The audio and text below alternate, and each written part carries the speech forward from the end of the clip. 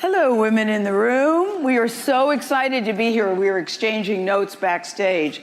Ivanka and I said, first I'm going to start off by saying, notice my shoes, because they are from the Ivanka Trump collection. Looking good. And you were wearing who, Ivanka Trump? Head to toe. Head to toe, Ivanka Trump. So we are really excited to be having this conversation. I said we're having a sense of deja vu because we were both sitting here last year having a conversation. I also pulled this out of the paper. Ivanka said, what is that? And it says, Hot Mama, H-A-U-T-E, Ivanka Trump looking absurdly great in a red floral frock as she leaves a hospital after giving birth to Theodore James. So congratulations on baby number 3. Thank you. Thank you. How old is he? He is now 6 weeks. 6 weeks. So we're getting our sea legs slowly. I know, I heard the murmurs, 6 weeks and she looks like that. Ivanka, it took me 15 years to lose my baby weight. And how are the older two adjusting? Because, you know, my kids are 11 months apart, and I think in the beginning, Kirby had a thing with her brother, like, how long is he staying? Oh, absolutely. I think, you know, they're still in the novelty phase, and it's starting to wear off where they realize, baby's kind of boring. He doesn't play with us, he doesn't talk back, so. But no, it's really interesting to see the dynamic, and it's really fun as a parent to watch them interact with each other. My daughter, who's 4.5, is very confident of her and very position chatty as queen of our household. So she had no worries with Theodore coming into our home. Joseph, he's a bit more of a mama's boy, so I was a bit concerned about him, but he's having fun. Did you feel any different having the third as you did having the first? Do you think you're a better mother? Do you think it's a harder job for you now? Well, I have much more confidence. Yeah. So with Arabella, I was very nervous, as any first-time mom is, about dropping her, about everything. Yeah. About will she ever sleep through the night. With Theodore, which took a while, with Theodore, I'm much more relaxed because I realized this really special moment is so fleeting. So I'm much more present when I'm with him. I'm much less nervous, and I'm really trying to enjoy it in a way that with Arabella, I was almost too nervous to enjoy those moments. No, I think we get better at it when we have more. Would you like more? Would you like another one? Maybe number 4 or 5? Ask me in another year. I haven't totally ruled it out, but I think I've got my hands full. So was it a given that you would be a part of the Trump organization? Did you ever think about law school, med school, TV news, or air conditioning repair? Did you ever think about anything other than what you're doing now? Not really, actually. I knew very early on what I wanted to do. What did you know? I knew that I wanted to be a builder. I knew that I wanted to be in real estate. What I didn't know is the other opportunities that would present themselves to me. So, you know, I think when I look back to the 18-year-old Ivanka, I was very linear. I wanted to be in real estate, and I'd known that since I was a very little girl, and I felt very confident of that for a long time. But I wanted to build X number of buildings. I wanted to change these amazing city skylines.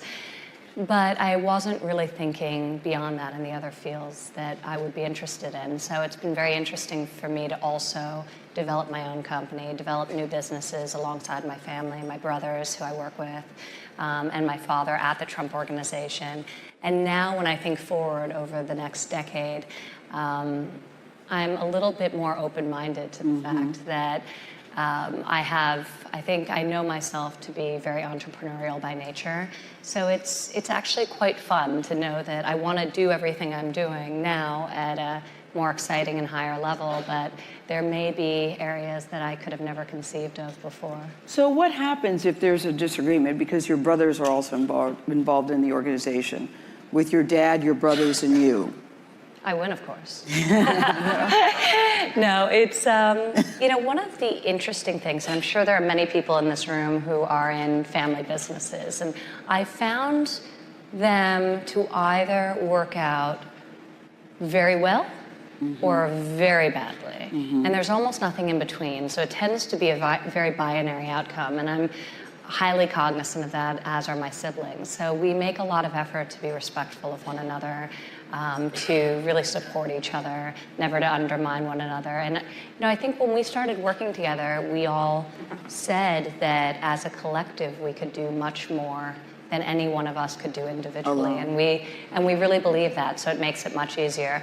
So in our case, we've been very fortunate that it does work really well, and hopefully that continues in the decades to come. But we don't take it for granted. Mm-hmm. So when family business does work well, and I think everyone here who's in one knows, you push each other.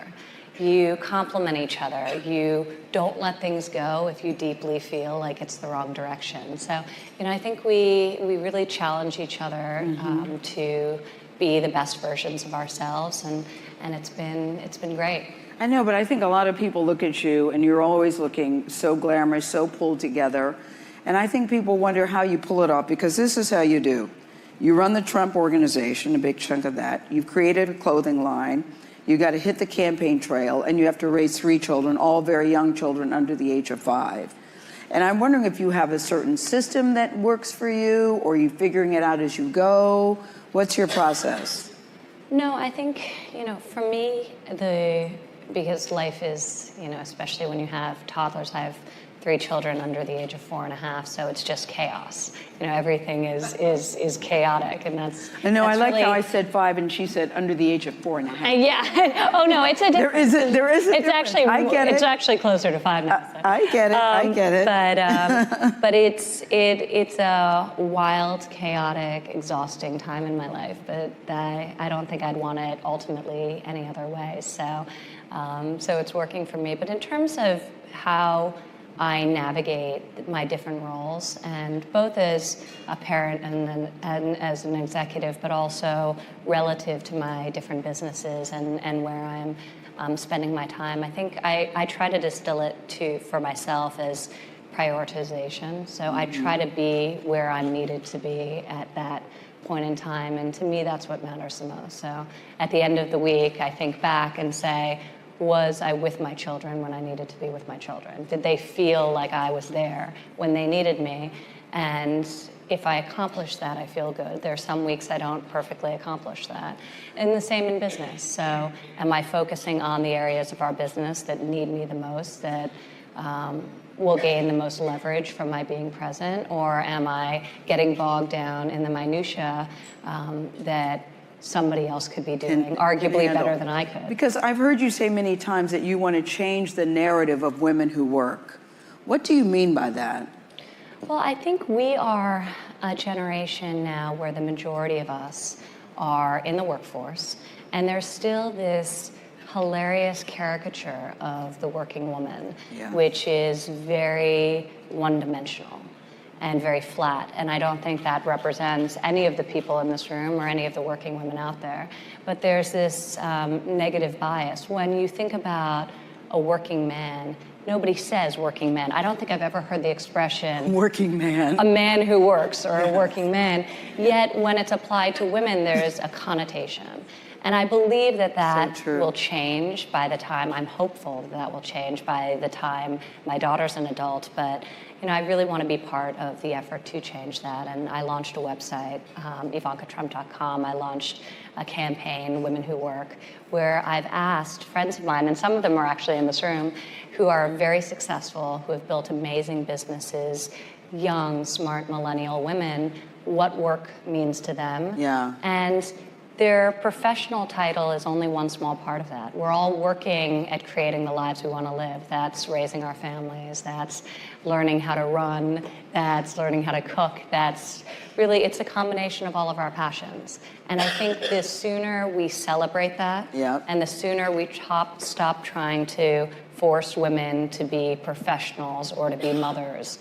It's not an either or, is it? It's not an either or. Yeah, I so agree with you. I think the label is dangerous, and hopefully our generation can start to slowly redefine what it looks like to be a modern woman who works. Yeah, I've always thought that we women people are always juggling many balls, and you drop some and you keep on going. I don't believe that one size fits all, and I was very curious to see how you do it. How do you raise a confident girl?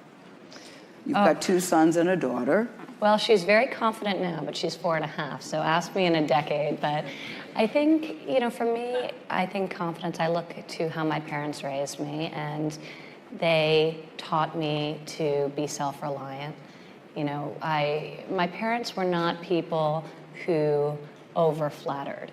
They were people who encouraged us, who pushed us to be the best we could be, but they also recognized that you gain confidence through small successes and then bigger successes. And I found that very true in my professional career. I was deeply insecure when I first started working. I felt Insecure about what? Because you were Donald Trump's daughter, or because you questioned your abilities? I had performed very well in those schools, but here I was coming into the world of real estate as a young person who did not know what I was doing, and I recognized there would be a lot of people who would expect to see me stumble. So that was nerve-wracking to me, but I harnessed that anxiety, and ultimately it pushed me to work harder, to maybe be a little bit tougher, and to grow my own skill set. So I think the way you encourage and the way you build confidence is by giving your child the skills to ultimately succeed, because they have to really succeed on their own. And I think ultimately happiness. You can't be a confident, secure person if you're not happy. So, when I look forward to my daughter, if I can provide her a safe, warm environment where she feels happy and loved, I think that goes a long way. Do you come from the school of never let them see you sweat? Well, I actually think it's good for children to see you sweat. Yeah. I think it's real, and I think it's humanizing. I wouldn't want somebody across the table in a negotiation to see me sweat, but I think it's not real to pretend that everything's perfect.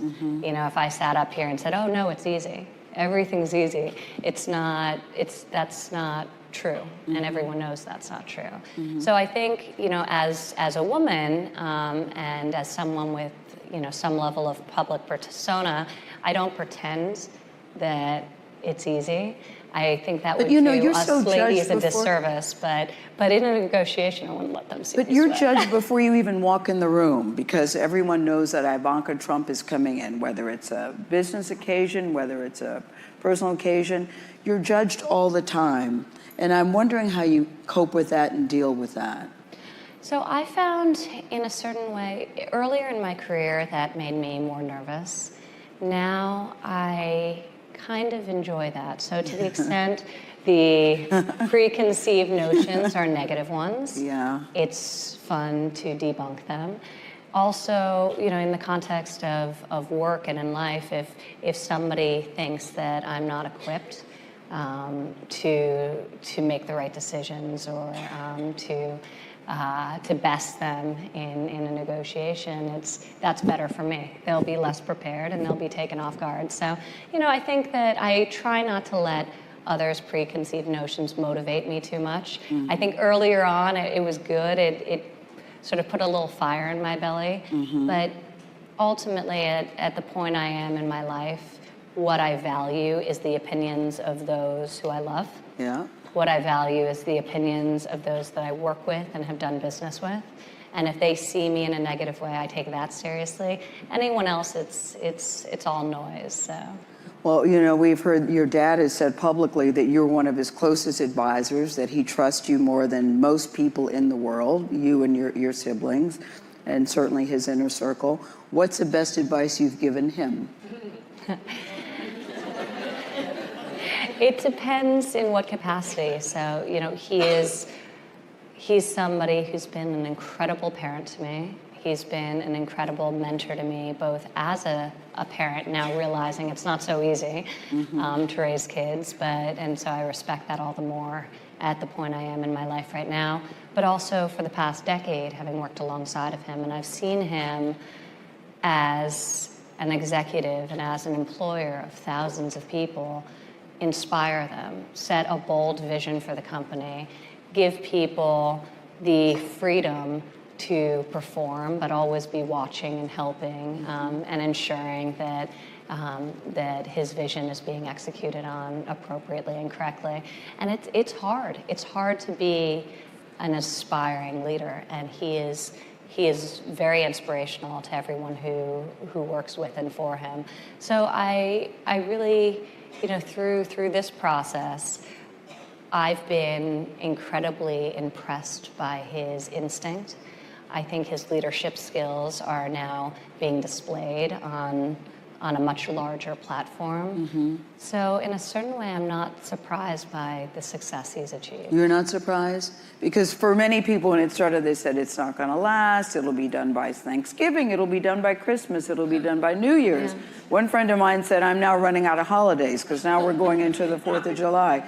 You believed when it first started that it was, did you think that he would be the presumptive nominee, Ivanka? What that means? I try not to get too ahead of myself. Yeah. It's all very new to me, the whole experience and the whole process. But I wouldn't have been surprised. I've seen him time and time again achieve great things, and granted, this is a whole different scale, but when he sets his mind to something, he's deeply passionate about something. I've never seen him not achieve the goal. So it's been amazing to watch. Well, it hasn't come without criticism. How do you handle that, the criticism of your father? For us, who don't know him personally, you are his daughter. Yeah. How do you handle the criticism of your dad on a really daily basis?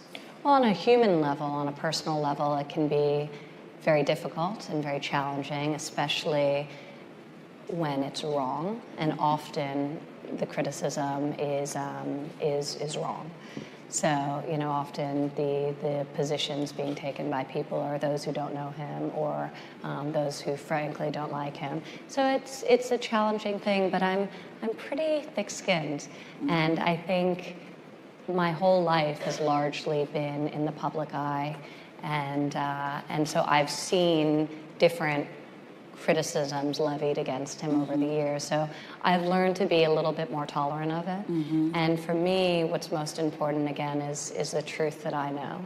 So. Yeah, you said that there have been many misconceptions, and you said that because people think of you as a surrogate. Do you see yourself as a surrogate? I see myself as a daughter. Yeah. So definitely not a surrogate. I'm a daughter who loves and respects my father. What can you tell us about him as a father and as a man that people don't know, that you would be the only one in the room that would know this information?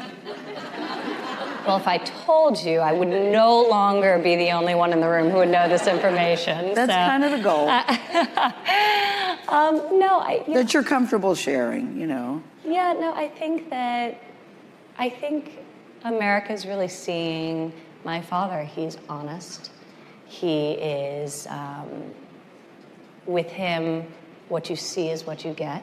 Even if you don't like his viewpoint on a certain topic, I think people respect the fact that he's bold enough to say what he's actually thinking.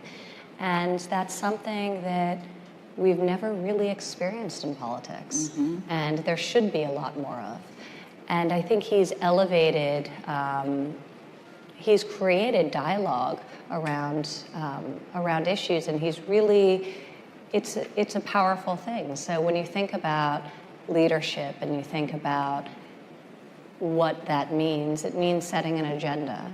And he set the agenda for this whole political season on both sides of the aisle in terms of issues that are being discussed. So I think that's quite powerful. There was a big meeting this morning with Paul Ryan, and your daddy's meeting with Republican leaders. And as we were coming in, the phone was ringing, and I'm thinking, is Donald Trump calling to report in? On the way in the car, I got an email that said that they've had the meeting and that they both released a joint statement and said that the meeting went very positive this morning between Donald Trump and Paul Ryan. Do you think your dad plays nicely with others?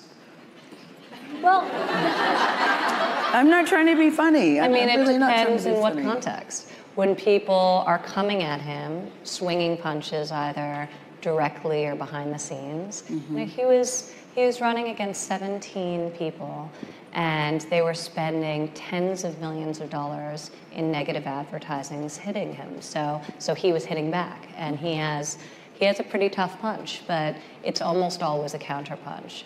So he can be very, very tough, and people know, again, what to expect. If they hit him, he's going to hit them back. In terms of, though, playing nice with people, my father's built an enormous business. We've had many, many partners, transactions, ongoing existing relationships, and truthfully, you can't function in business, and everyone in this room knows that, if you can't get along with people. You have to be able to get along with people. To be able to run an organization, to be able to do deals.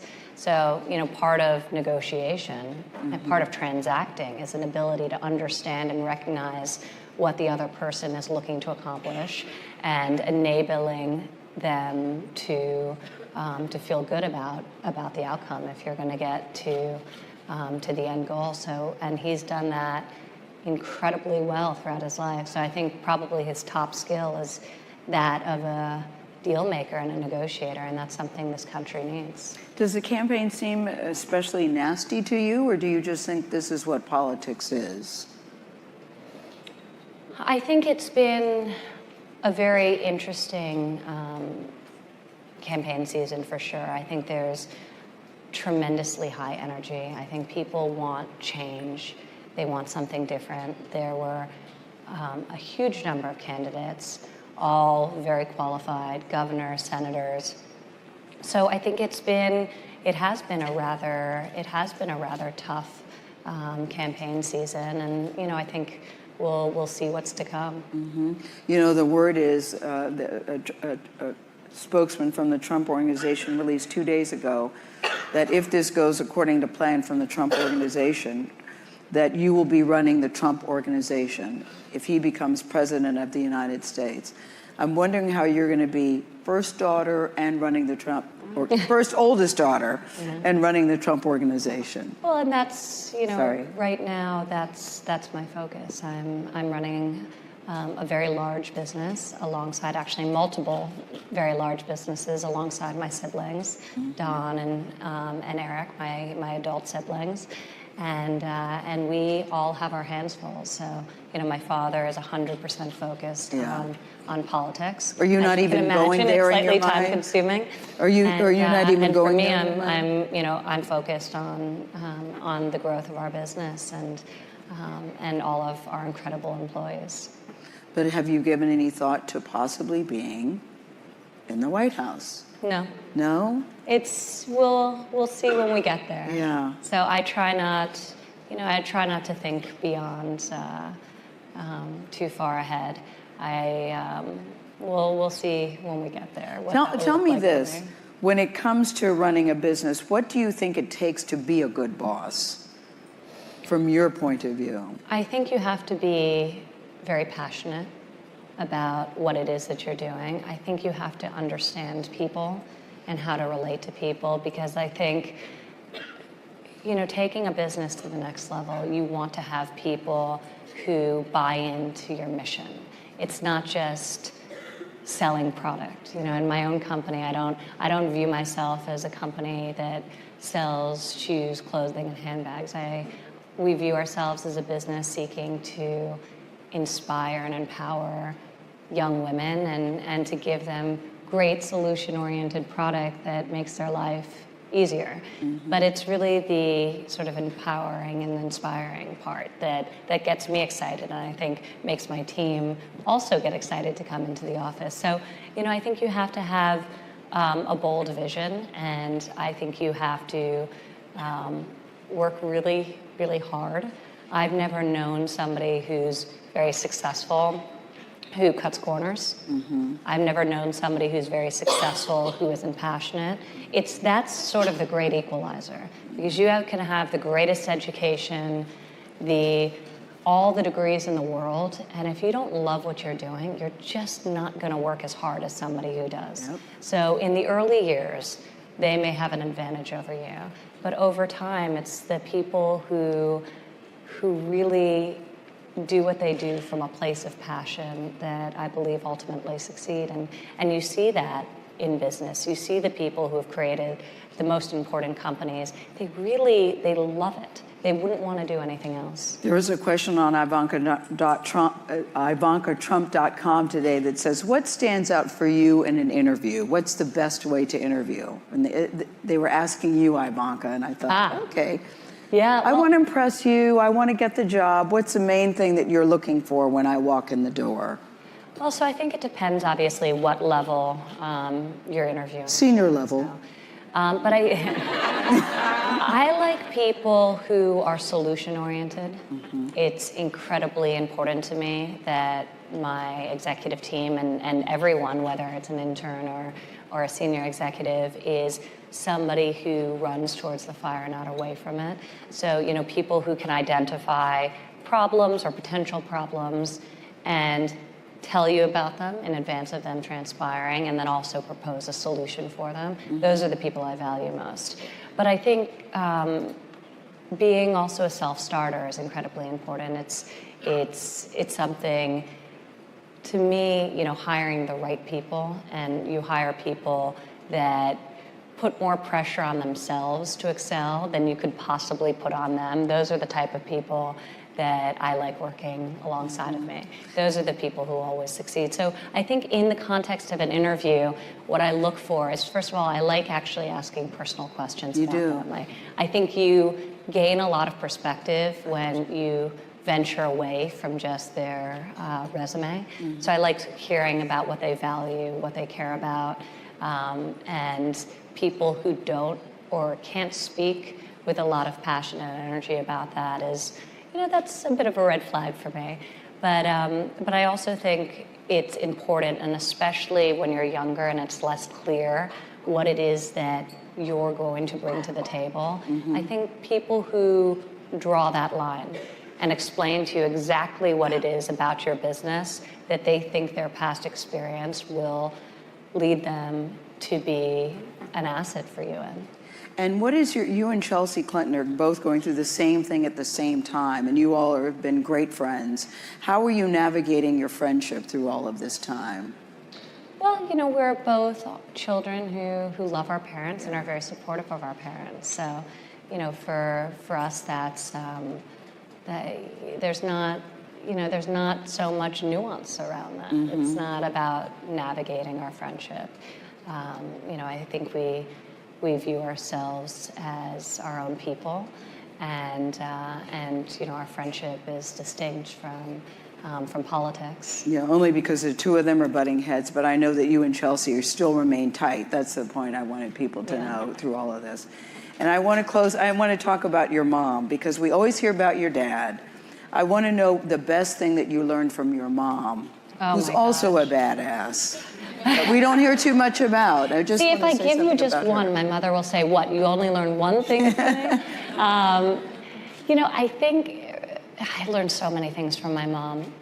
She was a real trailblazer. She was part of a generation of women who were doing it before it became usual to be working in a senior capacity, and she was working really, really hard and trying to figure out and navigate that balance and her priorities. But she was an incredible mother, and I think one of the things that she really modeled for me was it's okay to pursue your passions, and your passions can involve things outside of the home, but make sure your children know that you're available and accessible. And I always knew that no matter what it is that I needed my mother for, if I called her, she would be there. Yeah. And I had the same experience with my father. He was never too busy to pick up the telephone. Mm-hmm. And that was a great source of comfort for me when I was a little kid. So, I respected the fact that they were both working, but I knew that I was ultimately their top priority. And the name of this conference is, and we will end with this, The Significance as the New Success. What is your definition of success? And I'll tell you, the best one I've heard came from Maya Angelou, who says, success to her meant loving who you are, loving what you do, and loving how you do it. I've never forgotten those words. So I would like you to close with your definition of success. Well, that's a very good one. That's a good one, right? I like that too. For me, success is about being fulfilled, both personally and professionally, and being happy. I mean, it's as basic as being happy. If I'm not happy in a personal capacity, if I'm not happy within the context of my home, I can't be happy. So, you know, happiness with my family is the most important, and then professionally as well. If I went into the office every day and didn't want to be there, if I didn't love what I was doing, especially now that I'm a mother and there's a tremendous opportunity cost for me every time I set my foot out that door. I'm so aware of the fact that I'm leaving. You need to love what you're doing in a professional capacity as well. So for me, success is about being happy in my own life and in my own journey, and a little less sort of what people impose upon me in that regard. Well, I promise you, with children anyway, I think it only gets better. And I think that's the case in most working relationships too. So congratulations. Thank you. On everything that you do. Thank you. Ivanka Trump. Thank you so much. Thank you.